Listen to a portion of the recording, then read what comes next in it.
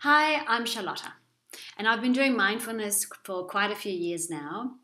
I'm particularly passionate about mindful eating, and I think that there are many reasons for this. One is that I myself had an eating disorder, so I'm passionate about alleviating that pain from people's lives. And I'm also inspired on a daily basis because this is probably what I get the most feedback from on people saying, this has changed my life. This has made it so much easier. I no longer do the diet binge. I just naturally seek healthier foods. And by the way, I'm losing weight as a side effect. And of course, that's exciting. That's exciting. So, what I'd like to share with you is what I get the most feedback from. So, the little nugget, and I think there are many nuggets in this, but one of the ones that I'm particularly passionate about and that I hear the most about is what I call Dear Body, shifting from outside eyes to inside eyes. So, culturally, we have a relationship with our body that's a little bit dismissive. There is a book that starts with Mr. Noble, I think his name was a man who lived at a short distance from his body. And many of us feel that. We may feel that we sort of exist in the penthouse, identified with thoughts. And that this body is sort of this thing that needs to go to the toilet, needs haircut, nails, puts on weight, and doesn't look the way we'd like it to look. And we're almost at war with it. And often we can say we have perhaps an abusive relationship even with this body. You know, we can put a lot of junk into this mouth, into this body that is organic, irrespective of how much muck we've put into it, into a living organism. You know, there has to be a profound disconnect. Because we can only abuse what we feel disconnected from, what we're not connected to, whereas we protect what we fall in love with, right?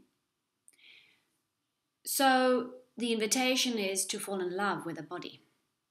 And I don't mean this insane love, but I mean the big heart love, the appreciation that it's a life form, and as a plant, as an elephant, a donkey, an ant, anything needs nurturing. That's the nature of life, right? So let's start with how you relate to your dear body. What do you think that your body says about you? And be honest. Think about what are some of the words that come up.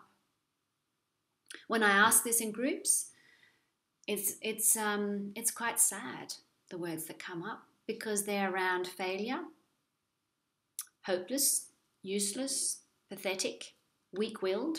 It's those sort of words. And just think what they create internally when that's the dialogue, right? And where do these words come from? They come from judgment around that I don't have it together, which is such a strong, it's in every magazine, wow, look how successful they are. They're down to a bikini 2 days after giving birth, and all that sort of stuff. There's that. And then there's the constantly that it isn't right. It isn't, we measure ourselves, this body, against some ideal that we have in our head. And that's all about outside eyes. So it's these judging eyes, right? Now the invitation is to come into insight eyes. So they're inside, but they're insight. They're more than inside, they're insight eyes, right? So let's try that. So close your eyes for a moment. Relax the shoulders. Notice how different the world is with the eyes closed.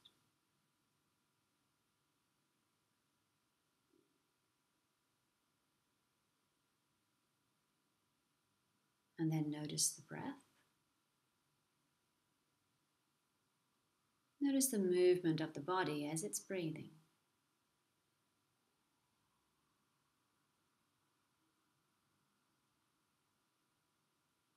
See if you can notice the heart beating.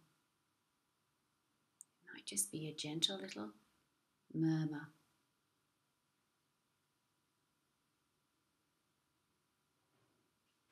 And from this place, say, dear body, I hear your language. I'm listening. Dear body, I hear your language. I am listening.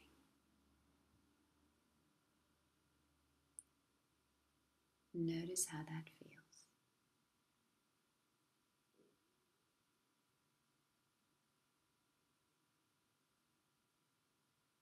Now gently open the eyes. I wonder what you experienced. So the first time I did this little exercise was with an 18-year-old who had an eating disorder. And when we did the inside eyes, she said, oh my, there's no judgment there, right? So there's no judgment in the body, it just is. And that's what we want to get it back to. Because remember, protect what we fall in love with. And so we want to create a new relationship, the real relationship, the honoring relationship with this dear body. What you also notice, of course, is that your body becomes your anchor point because the body is always in the present moment. It can't be anywhere else. So rather than being caught up in worrying and anxiety and all of those things, it brings you back to this present moment. So it's an interceptor of stress and anxiety. It's an interceptor of the busy mind. It also gives you unprocessed real data because the body can't lie, unlike this one. So unreliable. But the body is always unprocessed, true information. It's an indication of where you are actually at, not where the mind thinks you might be at. Right? So you step into what is real.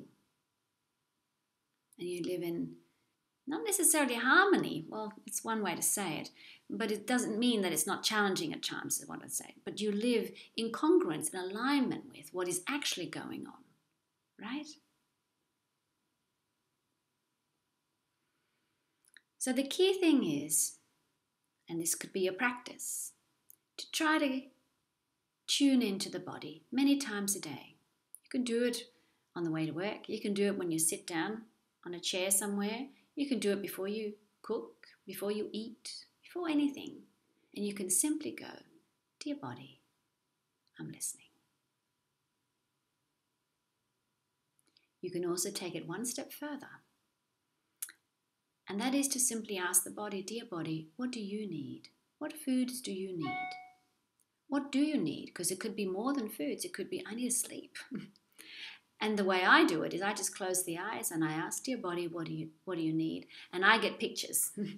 So I get spinach leaves, potatoes, whatever it might be, right?